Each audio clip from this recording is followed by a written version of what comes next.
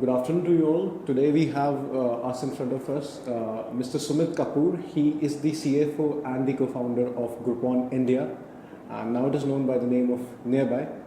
So, sir, how was your experience of AM Rohtak? How is the discussion? How are the students? Give us some insight. It was great. I think so. I'm not a big expert in being a panelist and speaking at a lot of places, but it was a good experience. Especially being on the panel with such a senior colleagues.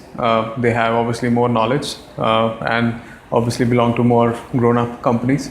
The only excitement part that I had was being part of a startup. So I think that kind of helped, but it was really great experience to be here. Okay, sir. And sir, we checked your background, and you are also a chartered accountant. Yeah, I am a chartered accountant. There's nothing else. And you also worked for KPMG. Yeah. And then you co-founded this company. No, so I worked with KPMG. So I did my articleship there, then audit, and then transactions. After that, I started. I had another startup which was into education.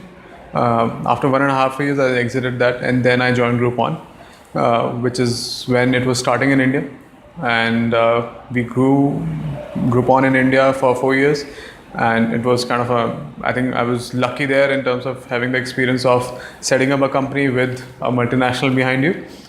It's the best combination one can ever get, building a startup with multinational name behind you. And after 4 years, when we had to grow this company more, we kind of decided to take our own route and raise money from Sequoia and turn it into Nearby.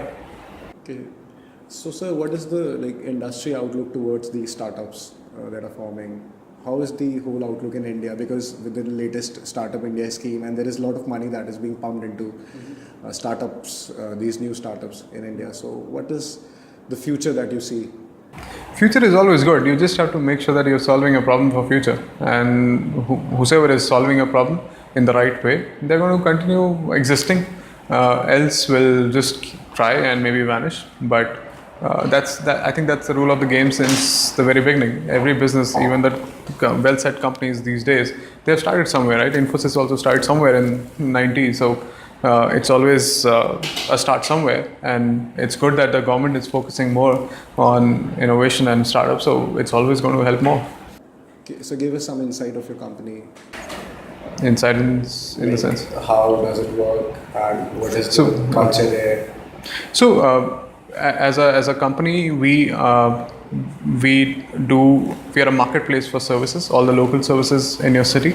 So whether it's food and beverages, which includes restaurants and quick service restaurants, and all few F&B beverages places, and then you have wellness, which is spa and salon, and then you have movies and events. So all the services merchants can come to our platform, offer the right price or a discounted price to the customers who are available online, and kind of market themselves without really committing huge marketing money.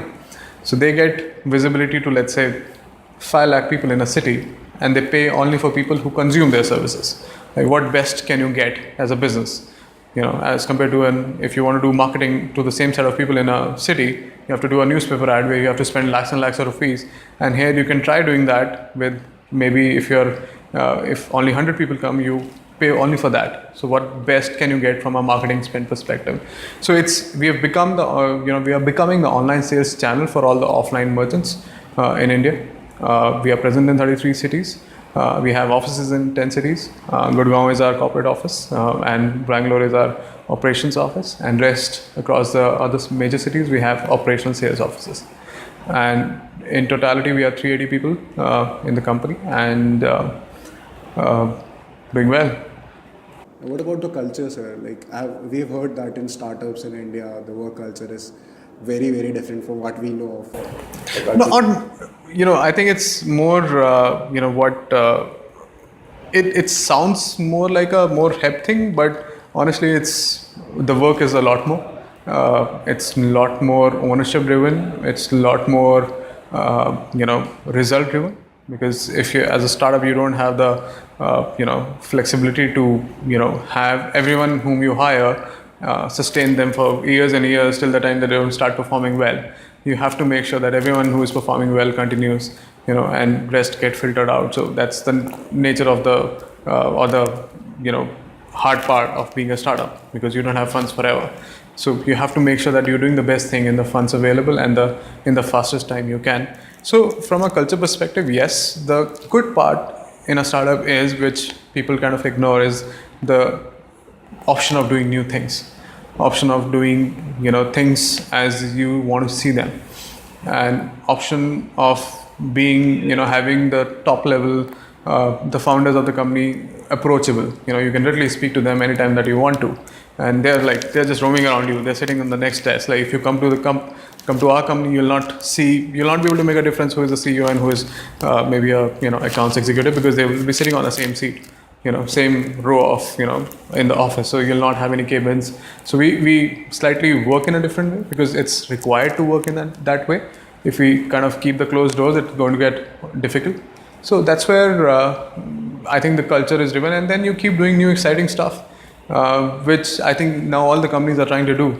So I think the biggest excitement is the option to create new things and do new things, and I think that's what defines the culture. Apart from that, you obviously make sure that employees are happy. They understand what they're doing in the company. As long as that is happening and they're getting compensated in the right way, I think everyone is going to be happy, and that's where the culture comes in. Obviously, you have your values. The biggest values that we follow is respect, ownership, and performance. Anyone, even from the top to bottom, who fails at that doesn't stay in the company. And so how is it different? Previously you were working for someone, and now actually you have a team of 380 people that are working under you. So how is it different, taking this route of being an entrepreneur? I think it's a part of life, but yeah, from a learning perspective, I think the biggest learning that I've had is that in a large organization also, when it doesn't really matter whether it does matter you're on the top or not, but the fact is that if you're working as an entrepreneur in any company, whether it's a startup or a large company, you're bound to grow faster, you're bound to grow to a higher level, because that's what every company needs. Even a big setup like KPMG, they would want a person who sets up a new service for them, gets new clients, and starts making additional money for the firm. It might be only 2%, 3% of it, but that's how every company grows. So the person who starts that unit within KPMG is kind of an entrepreneur. It's just that he's on a salary and not on an equity. That's the only difference. And that depends on your financial strength. So if you are strong financially, if you have all the money if you have money behind you, then you can take the risk of your life. You can always do it on your own, take the risk. But if you don't have it, if you have financial constraint, then you work on a salary and do the same thing as an entrepreneur in a company.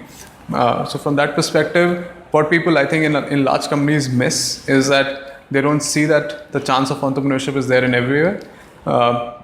They think it's only available in a startup, which is not the case. I think that's my learning. But yes, it's always more exciting to do something new and with risk, because the rewards are obviously accordingly bigger. Okay, so one last question. Any particular piece of advice that you want to give to all those potential entrepreneurs that are sitting in numerous B schools, numerous colleges across the country? So I think my advice would be select your industry that you want to work for, and so that you're passionate about it, passionate about doing something in that industry. Like a very simple example is that there is a medical industry, so there is a hospital there, and then there is a practo, which is almost doing the same thing, making people reach out to the doctors, right? But the fact is that they're doing it in a different way. But how you do it, what you do, obviously it's going to be defined by the industry, but you have to select your industry, then thinking that, okay, I want to do some online startup first, I want to solve this, solve that. Decide the industry, and then decide whether you want to go in a very stable kind of a role or a stable kind of a company to learn things first, how those are done, or you want to just start at the very beginning, just want to start off and solve a problem. Because till the time you're not solving a problem, anyways, you're not doing anything. It's all hoo-ha. Nothing else. Okay, thank you, sir, for the valuable piece of information that you shared with us. And we are very grateful to have you here in our panel. Thank you. Thanks a lot. Thank you for